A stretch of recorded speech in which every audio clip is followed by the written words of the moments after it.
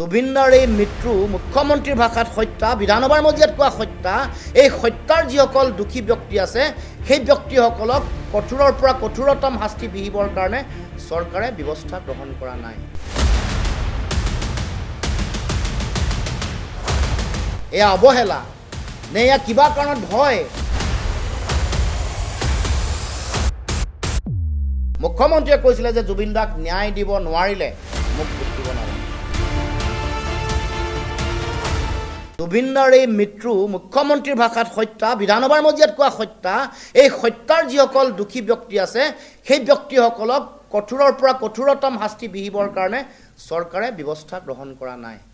এয়া উপেক্ষা, এয়া অৱহেলা নে এয়া কিবা কাৰণত ভয়?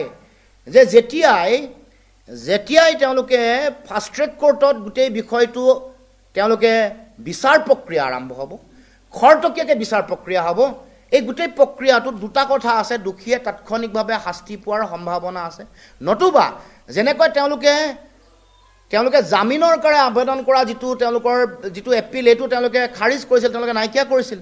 আৰু এতিয়া এই ফাষ্ট ট্ৰেক কোৰ্টত বিচাৰ প্ৰক্ৰিয়া আৰম্ভ হোৱাৰ লগে লগে জামিনৰ যিটো প্ৰভিজন সেই প্ৰভিজনটো খোল খাব বা মুকলি হৈ যাব, যাৰ ফলত জনগণৰ খং ক্ষোভৰ সন্মুখীন হোৱাৰ ভয়তে আচলতে ফাষ্ট ট্ৰেক কোৰ্ট তেওঁলোকে গঠন কৰা নাই। আৰু দ্বিতীয় কথা, ন্যায় যিহেতু তেওঁলোকে দিয়াৰ তেওঁলোকৰ কোনো লক্ষ্য আৰু উদ্দেশ্য নাই, ফাষ্ট ট্ৰেক কোৰ্ট তাৎক্ষণিকভাৱে আমি গঠন কৰাৰ দাবী উত্থাপন কৰিছোঁ। আৰু খুব সোনকালে অসম জাতীয় পৰিষদে ফাষ্ট ট্ৰেক কোৰ্ট গঠনৰ কাৰণে জুবিনদাৰ ন্যায় প্ৰাপ্তিৰ কাৰণে আমি আমাৰ সংগ্ৰামী বা আন্দোলনৰ কাৰ্যসূচী আমি ঘোষণা কৰিম। আৰু মুখ্যমন্ত্ৰীয়ে কৈছিলে যে জুবিনদাক ন্যায় দিব নোৱাৰিলে মোক ভোট দিব নালাগে। এতিয়া আপোনালোকে দেখিছে যে অসমলৈ দেশৰ প্ৰধানমন্ত্ৰী 3বাৰ আহিছে।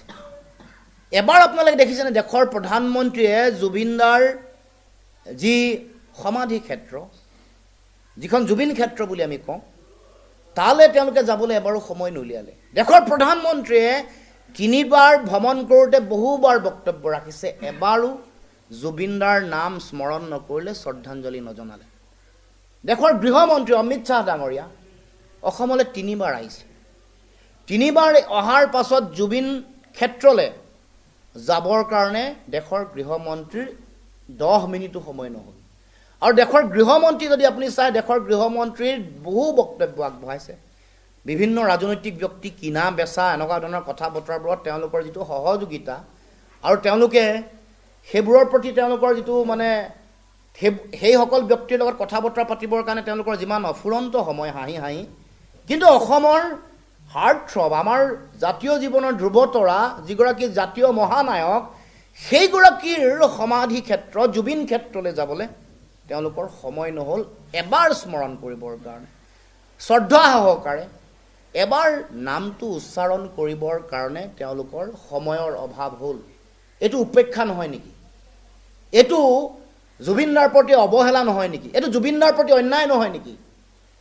জীৱিত অৱস্থাত পদ্মশ্ৰী নিদিলে, আমি ভাৰত ৰত্নৰ কথা দাবী কৰাৰ পাছতো আজিলৈকে ভাৰত ৰত্ন দিয়াৰ কথা তেওঁলোকে সিদ্ধান্ত গ্ৰহণ নকৰিলে।